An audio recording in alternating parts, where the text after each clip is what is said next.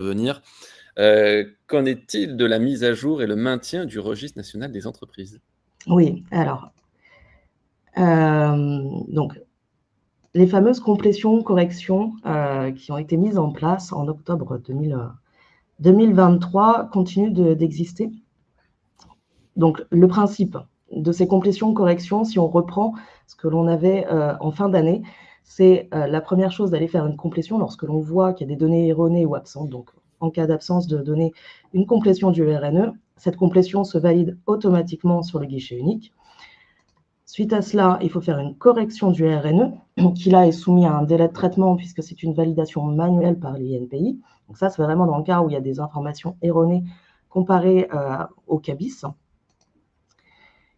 Et ensuite, donc ce qui était prévu, c'était la modification sur le guichet unique avec le système classique de validation de l'INSEE et de validation des valideurs, donc le greffe du tribunal de commerce, l'URSSAF, les impôts, chambre d'agriculture, le répertoire des métiers. Avec la procédure de continuité, ce qu'il se passe si vous l'utilisez, c'est que au lieu d'aller sur le guichet unique, vous allez aller directement soit auprès du greffe, soit auprès de l'URSSAF, donc par infogreffe ou sur le CFE de l'URSSAF, qui n'auront pas l'obligation de transmettre au RNE, ce qui fait que les données du RNE ne seront pas mises à jour suite à cette modification. Et donc, automatiquement, ça veut dire que vous devrez faire une complétion, correction du RNE à la suite de cette formalité pour que le RNE soit mis à jour.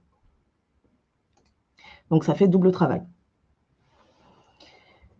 Nos recommandations suite à cela, parce qu'on peut se dire, dans ce cas-là, ça veut dire qu'il faut que je fasse une mise à jour du RNE, donc complétion ou correction, avant de tenter la modification sur le guichet unique. Finalement, on se retrouve sur une procédure de continuité, on va sur infogreffe, parce que c'est une société, on a le CABIS, on repasse par une modification du RNE, et donc potentiellement, si vous avez plusieurs modifications dans l'année, ça peut devenir compliqué. Donc, la première des choses, c'est déjà de voir si votre formalité est réalisable sur le guichet unique.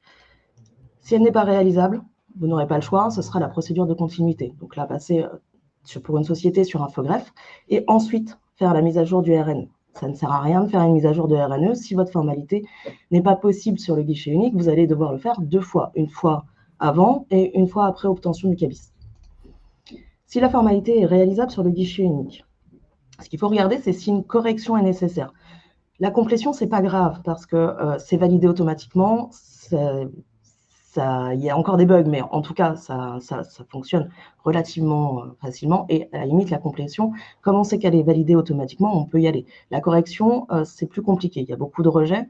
Il y a le délai de l'INPI. On n'est pas sûr d'aboutir. En tout cas, on n'est pas sûr d'aboutir rapidement. Donc, du coup, si une correction est nécessaire, le plus simple étant de passer par la procédure de continuité pour éviter de faire perdre trop de temps à vos clients, puisque le souci est toujours le même, c'est que généralement, les clients veulent obtenir leur CABIS rapidement, donc expliquer à un client que il va falloir passer par une correction, mais qu'on n'est pas certain qu'elle soit acceptée de suite ou qu'il y ait un bug sur cette correction, ça fait prendre énormément de temps sur le dossier, et donc ça retarde encore plus l'obtention du CABIS. Donc, dans ce cas-là, ce qu'on préconise, c'est d'utiliser la procédure de continuité et de faire ensuite la mise à jour du RNE, donc avec complétion-correction. S'il n'y a pas de correction nécessaire, dans ce cas-là, allez faire une complétion, parce que généralement, il y a quand même une complétion à faire, et passer vos formalités sur le guichet unique. L'avantage de faire la formalité sur le guichet unique, c'est que ça va alimenter le RNE et vous n'aurez pas, en principe, de complétion et correction à faire post-formalité. On va rester un instant sur ce slide. On a plusieurs questions auxquelles on a déjà répondu, mais néanmoins, on va insister parce que c'est quand même assez nouveau. Une question de Bart. Si vous passez une formalité par infogreffe, donc la procédure de continuité, est-ce que le RNE sera mis à jour à l'issue de la formalité? Donc, tu as répondu, mais est-ce que tu peux le répéter, Émilie? Non, elle ne sera pas mise à jour. Et d'ailleurs, si vous allez sur LinkedIn et si vous suivez l'INPI, ils ont alerté eux-mêmes du fait que potentiellement les données du RNE ne seront pas mises à jour suite à l'utilisation de la procédure de continuité. Donc ça vaut aussi bien sur infogreffe, donc vous utilisez la procédure de continuité d'infogreffe, ou si vous passez par le CFE d'URSSAF. Donc dès lors que vous utilisez la procédure de continuité, la mise à jour du RNE ne sera théoriquement pas faite, et donc vous devrez la faire sur le site du guichet unique, bien sûr. Ouais, merci. Beaucoup de personnes, disent qu'ils n'ont eu aucune ou très peu de corrections, validées. Est-ce que c'est également, ton cas, Émilie? C'est également mon cas.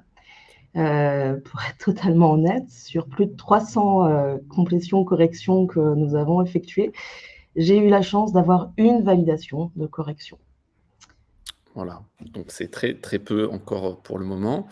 Pour certaines personnes, notamment Caroline B, l'INPI refuse de nous délivrer le récépissé de non-fonctionnement. Qu'est-ce qu'on fait dans ce cas-là?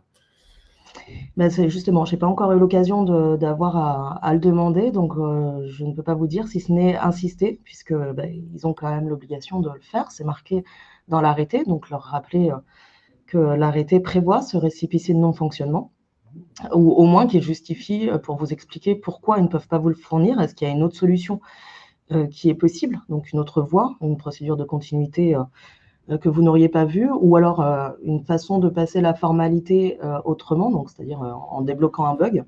Mais, en tout cas, il va falloir insister parce que ça va être important et les administrations, je pense, vont pas tarder à demander, ce genre de récépissé pour justifier de la non-réalisation d'une formalité. Merci, Émilie. On va avancer, on reprendra des questions, plus générales, tout à l'heure. Alors Émilie, pourquoi mettre à jour du coup ce registre national des entreprises? C'est une question qui est beaucoup posée, qui nous est beaucoup posée, depuis la fin de l'année et depuis le début de l'année. Pourquoi est-ce qu'on mettrait à jour en fait le RNE si au final on a une procédure de continuité et qu'on est obligé de la remettre à jour? Donc ça veut dire qu'on a une procédure sur toute l'année 2024, qui va nous obliger potentiellement à le faire plusieurs fois. Eh bien, mine de rien, c'est quand même une obligation légale, puisque la loi Pacte a créé le RNE et a créé l'obligation de s'immatriculer, de s'enregistrer sur le RNE et de mettre à jour les données sur le RNE. Le décret du 17 octobre 2023 a du coup créé 2 nouvelles obligations, celle de compléter les informations du RNE et de les corriger. Donc il y a quand même un cadre légal, c'est quand même une obligation, même si pour le moment on n'a pas de sanction, ça n'empêche que c'est comme le cabis, il faut le mettre à jour. Et j'ai envie de dire, plus tôt on fait une complétion, correction, on met à jour le RNE, plus vite on anticipe 2025, puisque là la procédure de continuité elle est prévue pour 2024, mais on ne sait pas ce qui va se passer en 2025. Et comme vous avez pu le constater sur les 2 dernières années, généralement, on le sait le 28 décembre, donc relativement tard et il sera un peu trop tard pour, du coup, anticiper cette année 2025 si jamais on n'a pas de procédure de continuité.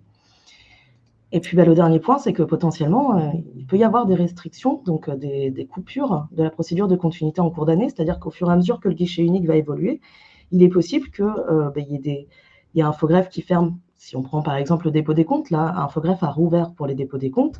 Si le guichet unique, si le comité stratégique estime que le guichet unique est apte et opérationnel pour les dépôts des comptes en milieu d'année, ils peuvent très bien décider d'arrêter Infogreffe sur les dépôts des comptes et on se retrouvera avec une situation où on va sur le guichet unique.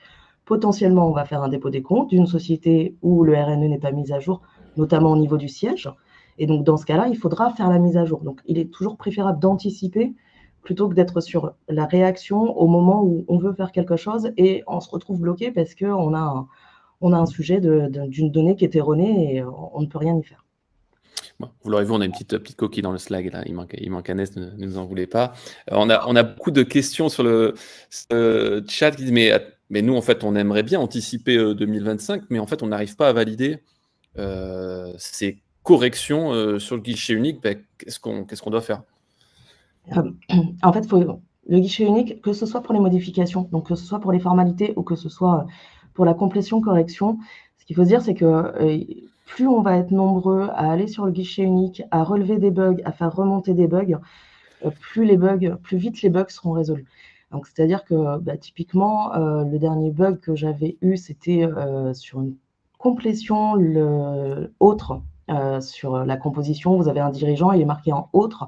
Cette case était grisée. Aujourd'hui, ils l'ont résolu. Donc, on peut passer outre cette case grisée, chose qui n'était pas possible avant. Et ça, ils peuvent intervenir en fait qu'à partir du moment où on fait remonter les bugs. Et pour faire remonter les bugs, ben, faut y aller. Alors, c'est difficile, ça prend énormément de temps, mais sans ces remontées, le guichet unique ne peut pas, du coup, savoir là où il y a des bugs.